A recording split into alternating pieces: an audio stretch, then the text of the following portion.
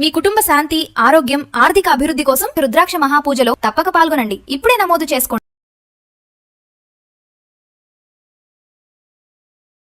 పౌరసత్వం పొందడం ఒక కళ. ఇప్పుడు గ్రీన్ కార్డుకి సంబంధించి కొత్త నిబంధనలు వస్తాయనే ప్రచారం, అలానే అన్ని సక్రమంగా జరిగితే జన్మతః వచ్చేటువంటి పౌరసత్వానికి సంబంధించిన కొత్త కండిషన్స్ని డొనాల్డ్ ట్రంప్ ప్రభుత్వం ఈ రోజు నుంచి అమలు చేయాల్సింది. కానీ అనివార్య కారణాలు, రకరకాల పరిస్థితుల నేపథ్యంలో ఇవన్నీ కూడా వాయిదా పడుతుంది. తాజాగా పౌరసత్వం విషయంలో వస్తున్నటువంటి కొత్త కొత్త చర్చలు, నిబంధనలు ఏంటి, అమెరికాలో ఉండాలనేటువంటి కళ ఇంకా ఉందా, ఆవిరైపోయిందా? ఈ అంశాన్ని విశ్లేషించే ప్రయత్నం చేద్దాం. మనతో పాటు అమెరికన్ లా రీసెర్చర్ సాయి శ్రీనివాస్ గారు ఉన్నారు. సాయి శ్రీనివాస్ గారు నమస్తే. నమస్తే సార్. సాయి శ్రీనివాస్ గారు, ఏంటి ఈ రోజు నుంచి యాక్చువల్గా అయితే ఈ జన్మతః వచ్చేటువంటి పౌరసత్వం విషయంలో ట్రంప్ ప్రభుత్వం ఆశించిన విధంగా అన్ని నిబంధనలు అమలై ఉండాల్సింది, బట్ ఆ పరిస్థితి లేదు. గ్రీన్ కార్డు గురించి కొత్త చర్చ జరుగుతుంది. ఏంటి తాజా పరిస్థితి? మామూలుగా అయితే సుప్రీం కోర్టు ఇచ్చిన తీర్పు ప్రకారం సో మామూలుగా ఈ రోజు నుండి ఈ బర్త్ రైట్ సిటిజన్షిప్ అనేది ఈ నాన్ ఇమిగ్రెంట్స్ కి ఇంప్లిమెంటేషన్ జరగాలి సార్. కానీ ఎక్కడే గానీ దాని దాఖలాలు ఎక్కడే గానీ లేవు. సో అది ఒక one of the positive news అని అయితే మనం అనుకోవచ్చు. కానీ ఇంకొక చిన్న షాకింగ్ న్యూస్ ఏంటంటే ఇది ఎలా ఇంప్లిమెంటేషన్ చేయాలి అనేది ఒక యుఎస్సిఎస్ వాళ్ళు 25th July 2025 ఒక చిన్న ఆర్డర్ ఇవ్వడం జరిగింది, అంటే డిస్కషన్ లాంటిది. ఇప్పుడు నార్మల్ గా ఫారిన్ డిప్లొమాట్స్ కి, ఇప్పుడు నార్మల్ గా ఇండియా నుండి వచ్చి ఇక్కడ ఇండియన్ ఎంబసీలో వర్క్ చేసే వాళ్ళందరికీ ఇక్కడ ఒకవేళ వాళ్ళ పిల్లలు పుడితే ఎలా వాళ్ళకు పౌరసత్వం రాదో అలాంటి పరిస్థితులే సేమ్ మనకు కూడా పెట్టాలని వాళ్ళు ఒక ఆలోచనలో ఉన్నారు. అంటే ఫర్ ఎగ్జాంపుల్ అమ్మకి ఒకవేళ H4 వీసా మీద ఉన్నానుకో, డిపెండెంట్ వీసా మీద ఉన్నానుకో, అదే వీసా పిల్లలకు వచ్చేస్తాడని. సో అలాంటి ఒక చిన్న డిస్కషన్ జరుగుతుంది, బట్ ఎక్కడే కానీ ఇంప్లిమెంటేషన్ జరగడం లేదు. కాబట్టి యాజ్ ఆఫ్ నో మనకు ఒక భారతీయులకు మాత్రం, అంటే ప్రపంచ దేశాలకు మాత్రం ఒక మంచి పాజిటివ్ న్యూస్ సార్. రైట్. దీనికి సంబంధించి ఏంటంటే ఇప్పుడు గ్రీన్ కార్డు కొత్త నిబంధనలు వస్తాయి. గ్రీన్ కార్డు 7 ఏళ్ళు ఉంటే కనుక అమెరికాలో గ్రీన్ కార్డుకి అర్హులు. ఇప్పుడే వెయిటింగ్ లిస్ట్ అంటున్నారు. మళ్ళీ కొత్తగా ఇదొక చర్చ నడుస్తుంది. ఒక సెనేటర్ దీన్ని పార్లమెంట్లో ప్రవేశపెట్టారు అనేటువంటి డిస్కషన్ నడుస్తుంది. ఏంటి దీని వెనక ఉన్నటువంటి రీజన్స్? యూజువల్ గా అలెక్స్ పాడిలో అని యుఎస్ సెనేటర్ సార్, తను ఈ HR 1511 అనేది రెన్యూవింగ్ immigration provisions of immigration act 1929 అనేది ఒక చిన్న యాక్ట్ తీసుకొని రావడం జరిగింది. అంటే దీన్ని అవుట్డేటెడ్ 1929లో ఉన్న చట్టాన్ని మనం ఈ రోజు కూడా పాటిస్తున్నాము. దీనివల్ల ఎంతో మంది సో ముఖ్యంగా ప్రపంచ దేశాలు వచ్చిన వాళ్ళందరూ ఈ గ్రీన్ కార్డ్ రాకోకుండా ఆగిపోతున్నారు. వాళ్ళందరినీ కొంచెం సడలించాలి, వాళ్ళందరికీ గ్రీన్ కార్డ్ వచ్చేలా చేయాలి అనేది ఈ ఒక చట్టాన్ని తీసుకొని రావడం జరుగుతుంది సార్. అంటే దీంట్లో ఏం లేదు సార్, ఒక 5-6 కండిషన్స్ పెట్టడం జరిగింది.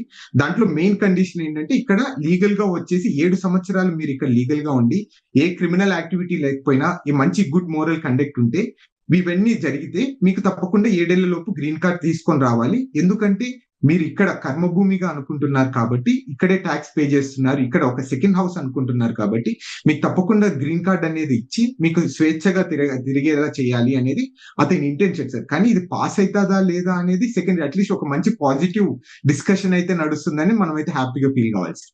కానీ అంటే ఇది ట్రంప్ ప్రభుత్వం ఇప్పటివరకు అనుసరిస్తున్న పాలసీలకు భిన్నంగా ఉంది ఈ వాదన.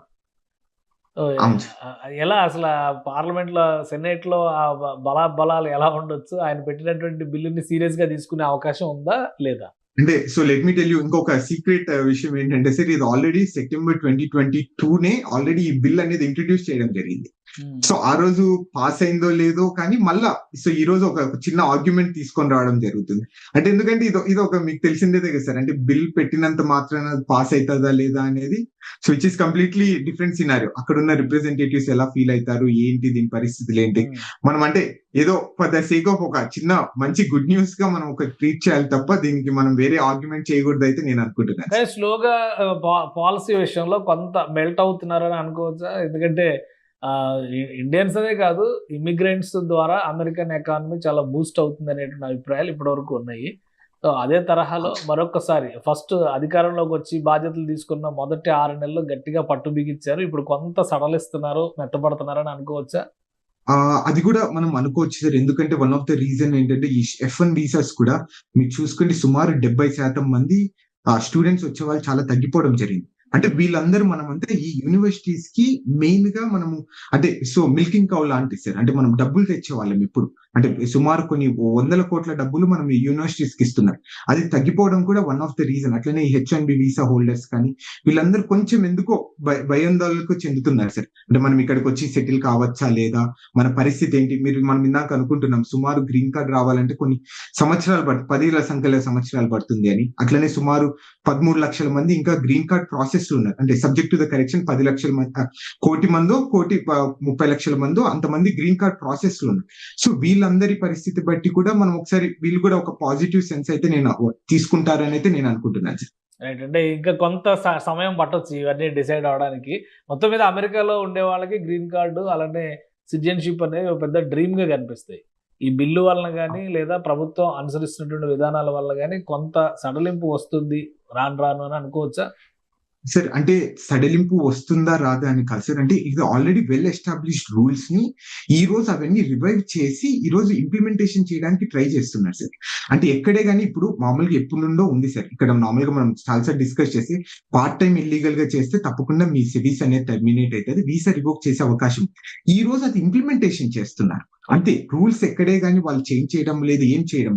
వాళ్ళు రూల్స్ ఆల్రెడీ ఉన్నదాన్ని అంటే వాడని రూల్స్ దాన్ని బయటికి తీసుకొని వస్తున్నారు అంతే సార్. ఎక్కడే కానీ మనం భయోందనకు చెందడానికి అయితే ఎక్కడ లేదు. Right. Thank you Sai Srinivas గారు విశ్లేషణ అందించినందుకు. ఇది అమెరికాలో ఉంటున్నటువంటి ప్రవాసులకి ఒక ఆశ కల్పించేటువంటి అంశం ఇది. కొంతవరకు గ్రీన్ కార్డు 7 సంవత్సరాల పాటు ఆ దేశంలో నివసించిన వాళ్ళకి ఎలాంటి క్రిమినల్ హిస్టరీ లేకపోతే గ్రీన్ కార్డు ఇవ్వచ్చు అనేటువంటి చర్చ మరొకసారి మొదలైంది. అలానే సిటిజన్షిప్, బర్త్ రైట్ సిటిజన్షిప్ విషయంలో కూడా కొన్ని క్లారిఫికేషన్స్, కొన్ని వెసులుబాట్లు వచ్చినటువంటి సంకేతాలు అయితే స్పష్టంగా కనిపిస్తున్నాయి. సో రాబోయే రోజుల్లో అమెరికా డ్రీమ్ అనేది మరొకసారి ఫ్లరిష్ అవుతుందా అని అనిపిస్తుంది. దీన్ని బట్టి చూస్తే అది సాయి శ్రీనివాస్ గారు చేసినటువంటి విశ్లేషణ బట్టి మనం అర్థం చేసుకోవచ్చు. ఇది స్పెషల్ డిస్కషన్. Keep watching.